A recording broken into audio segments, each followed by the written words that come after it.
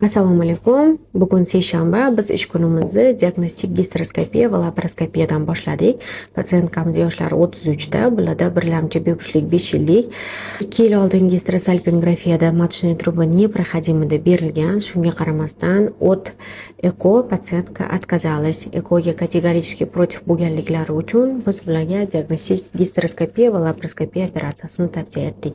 Gastroskopiyada ko'rib turganingizdek, matka правильной формы, hech qanaqa patologik o'simtalar, hosilalar ko'rilgani yo'q. Трубный угол доступен к осмотру, ikki taraflama hammasi yaxshi, lekin matka ichki qismida yallig'lanish kuzatilgan. Shuni hisobiga biz bioptat olib immunogistoximik analizga yubordik.